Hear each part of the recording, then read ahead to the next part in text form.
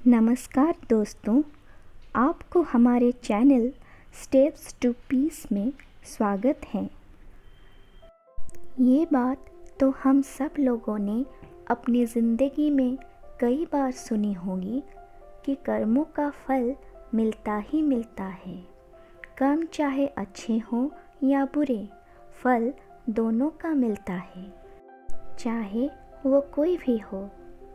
हम जैसा दूसरों के साथ करते हैं या सोचते भी हैं, आज नहीं तो कल हमें वैसा ही भुगतना भी पड़ता है।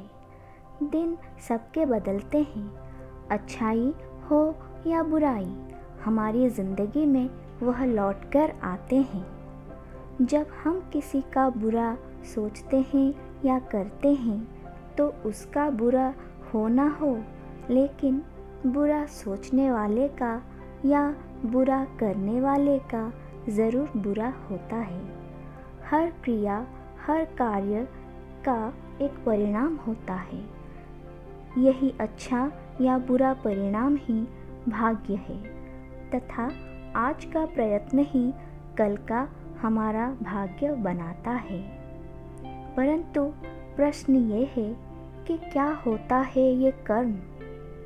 कर्म की सही परिभाषा और हमारे जीवन पर उसका प्रभाव क्या है, आइए जानते हैं महात्मा बुद्ध की इस कथा से। बुद्ध अपने शिष्यों के साथ बैठकर उपदेश दे रहे थे। कुछ समय उपरांत जब वह शिष्यों से उनके मन में उठे संदेह का निवारण हेतु प्रश्न पूछने का आग्रह किया, तो एक शिष्य ने उनसे पूछा कि भगवान, कर्म क्या है? बुद्ध ने उत्तर देते हुए कहा, इस बात को समझने के लिए मैं तुम्हें एक कहानी सुनाता हूँ। इस कहानी से तुम समझ जाओगे कि कर्म क्या है। एक दिन एक राजा अपने राज्य की परिभ्रमण करने निकले। उन्होंने अपने हाथी पर सवार होकर कुछ दूर चलने के बाद अचानक से वो एक दुकान के सामने रुकने का इशारा किया और अपने मंत्री को बोला, पता नहीं क्यों, परंतु मैं इस दुकान के मालिक को मृत्युदंड देना चाहता हूँ। मंत्री ये सुनकर आश्चर्य हुए, परंतु इससे पहले कि वो कुछ बोल सकते, राजा वहाँ से आगे चले गए थे।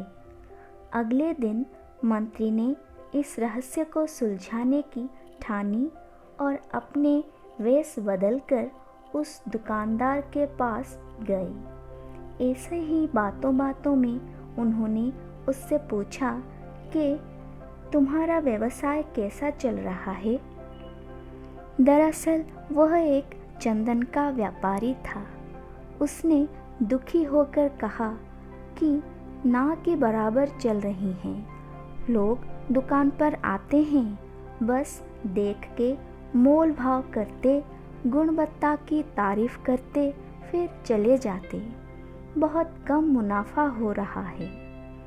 उसकी बस एक आस थी कि अगर इस नगर के राजा की जल्दी मृत्यु हो जाती तो उनकी अंतिम संस्कार के लिए चंदन की काष्ठ की मांग बढ़ जाती, और जो कि वही राज्य का एकमात्र चंदन का व्यापारी है, तो इससे उसको काफ़ी लाभ होगा। अब मंत्री को पूरी बात समझ में आ गया कि क्यों अचानक से राजा के मन में इसे दंड देने का विचार आया। शायद उस दुकानदार की नकारात्मक सोच की तरंग सूक्ष्म रूप से राजा को प्रभावित किया होगा, जो बदले में उन्होंने मन में उसके लिए नकारात्मक सोचने लगे। मंत्री एक सुलझे हुए अच्छे व्यक्ति थे। उन्होंने इस विषय पर कुछ समय सोचने के बाद अपनी असलियत और कल क्या हुआ था ये सब उसे बिना बताए उन्होंने कुछ चंदन खरीदने का इच्छा जाहिर की। वह दुकानदार काफ़ी खुश हुआ और मंत्री उस चंदन को खरीद के राजा के पास सीधा राज दरबार पहुँचे और राजा को व्यापारी के तरफ से भेंट है बोलकर वह चंदन उनके हाथ में दिए। राजा आश्चर्य होकर जब खोले तो चंदन की गुणवत्ता, रंग और महक से प्रसन्न हुए और उपहार के तौर पर कुछ स्वर्ण मुद्राएं उस व्यापारी के लिए भेज दिए और मन में पछतावा की के कारण वह उसको मृत्युदंड देने की भावना कर रहे थे। उधर जब व्यापारी को स्वर्ण मुद्राएं मिली तो वह आश्चर्यचकित रह गया और राजा के दयापूर्ण व्यवहार का गुणगान करने लगा। कुछ समय बाद जब उसने अपनी स्वार्थ के चलते राजा के लिए सोची दुर्भावना को याद किया तो बहुत अनुशोचना की। इसी प्रकार इससे यह सिद्ध होता है कि अगर हमारी सोच दयापूर्ण और अच्छा हो तो यही सकारात्मकता हमारे पास लौट के आती है हमारी मदद करने के लिए। परंतु अगर सोच बुरी है तो फल भी वापस बुरा ही मिलेगा। इस कहानी के उपरांत बुद्ध पूछे तो कर्म क्या है? कुछ शिष्य बोले हमारे शब्द और कुछ शिष्य बोले नहीं हमारे कृत्य।